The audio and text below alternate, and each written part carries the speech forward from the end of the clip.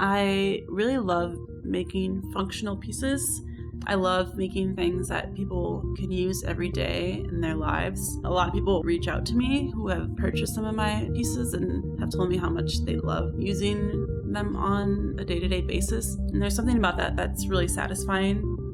I wouldn't feel very fulfilled if I weren't making things, and that could be on any level. I mean, anything as small as like sewing a button back onto my pants. If I didn't have the capability to do that, I might be like a totally different kind of person, you know? And it reminds you of when some of my friends who might not feel as artistically inclined, they'll confess that they feel like they're a really bad drawer, they suck at drawing.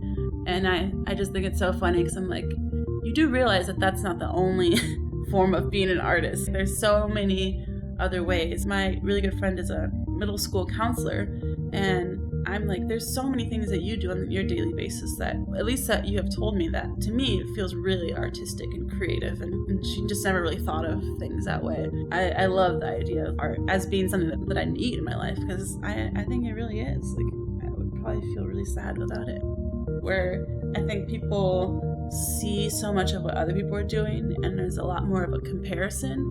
And I have been subject to this in the past, where I compare what I'm doing to other people. And I just kind of had to stop doing that. And it's definitely easier said than done. But I had to stop really comparing myself to other people and realize that I'm on my own path. I think I keep mentioning how old I am because to me that has always been a barrier. I always felt like I was doing things a lot later than other people that I know, and just a little bit behind on my career, and that's not the case at all. I'm still so young too, and to just even imagine where I can be 10 years from now is so exciting and rewarding. And it doesn't really matter when I figured out what I want to do, it just mattered what I did when I figured it out, you know, and like how I move forward. And based off of that, you have to really realize that everyone has different kinds of gifts. My friend who I mentioned, who is a school counselor, I probably wouldn't be able to do what she does because she has a different level of patience than what I do. I like to think that I'm a very patient person, but I'm also not. Like, when it comes down to the core, I'm very regimented, and, you know, I like my schedule to go a certain way. And when you bring other people into the mix for that, it's a lot more challenging for me. And she has that ability to do that, and I don't have that. And it's really beautiful that people can have their own skill sets and just think about the idea of fitting into a mold or fitting into the idea of a company or what I should do to appease another person. You know, I struggle with that so much actually on the daily with the job that I do, because I don't always feel like I fit in. I don't always feel like I necessarily get along well with other people, and not in a bad way, but, you know, there's just a lot of different personalities in one place. And I think that the older I get, the more I really own the fact that I work really well on my own, but really just knowing what works best for yourself. For myself, I think has really helped me to streamline and not try to force things, I guess. And I don't know, when you know how you work and you know what you need or what you want, I think that's really powerful.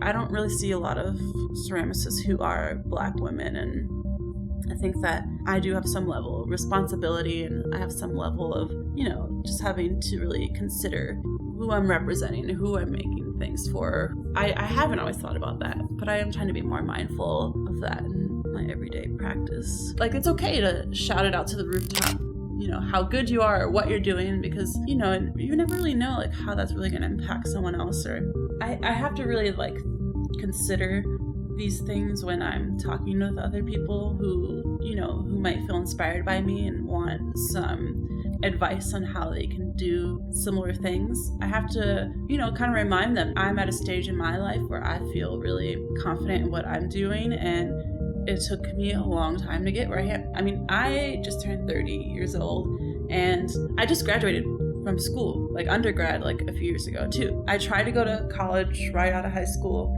and didn't quite know what I wanted to do. I studied architecture for a while and wasn't really successful in that, just because it didn't really, I wasn't super interested in it.